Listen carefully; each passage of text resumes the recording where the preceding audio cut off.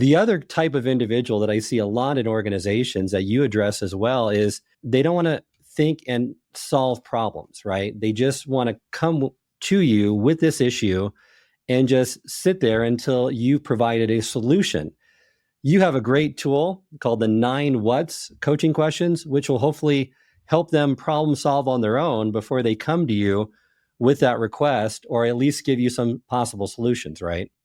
The old saw in management is, don't bring me a problem, bring me a solution.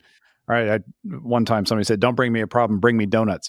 So I guess that's an option too. But the problem is, if we tell somebody that, don't bring me a problem, bring me a solution, and they don't know how to come up with a solution, we've just told them, don't bring me a problem. And now that problem goes unsolved, unaddressed, it festers, and the person isn't growing or learning. On the other hand, early in my management career, I was the manager who, you bring me a problem, I'm giving you answers. Either because, I just moved, get you out of my office, or look at how smart I am, or look at how helpful I am, or whatever it is. And all that they have learned is that I'll do their thinking for them. And if you have 5 people like that on your team, now you don't have any time for your own work. So the way to address that is to ask some questions to help them develop their own critical thinking and problem solving skills. And that's what those 9 whats are that you mentioned. So just briefly, the first 3 are all about gathering facts. So what's your goal? What have you tried? And what happened when you tried that? So just letting somebody assess, okay, what's actually going on here? And we make sure we're on the same page, getting back to clarity. Then we switch over to the curiosity. All right, so what'd you learn from that? And create some space for people to reflect on their own experience. Because in the hustle and bustle, often that's all it takes.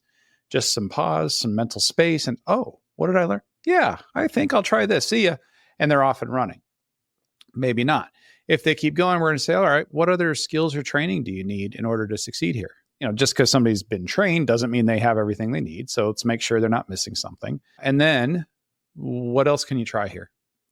And when you ask that, you're going to get either some options. I've been thinking about A or B, or you're going to get an I don't know. And if you get an I don't know, we'll come back to that in just a sec. So as we're getting curious, asking those questions, what'd you learn? What else do you need? What else can you do? Then we're going to move, if they have some options, some things to think about, we're going to help them explore the consequences by saying, what do you think would happen if you tried option A or option B?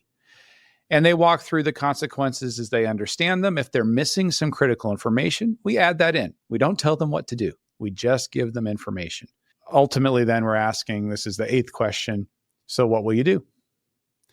And so if you're counting, like, these are 9 whats, all of the questions begin with the word what. What's your goal? What have you tried? What happened? What'd you learn? What else do you need? What can you try? What are you going to do? If you get an I don't know along the way, that's where the 9th question comes in. And that is to say, okay, well, I hear you don't know. What might you do if you did know? And that is a question that addresses a number of reasons people say, I don't know. The most common reason people say, I don't know, is because they're reluctant. They don't want to disappoint you. They haven't fully thought it through. They're not confident in their own data. So when we say, what might you try if you did know, we're creating some space with tentative language for them to explore. Makes it safe for them to play and think it through. For the person who, like you were saying, is like, I just don't want to think about it, I'm reflecting that back to them. And it's now, okay. And they'll say something like, if I didn't, I haven't thought about it, David. Okay, great. I'd like you to think about it. And then let's get together at 3 tomorrow and let's hear 2 or 3 ideas. All right. And so the person who truly doesn't know, they'll dig and they're coming up empty. And then we know there's some more training, equipping, or some experientially something else that they're going to need. So it helps us identify how to help that person.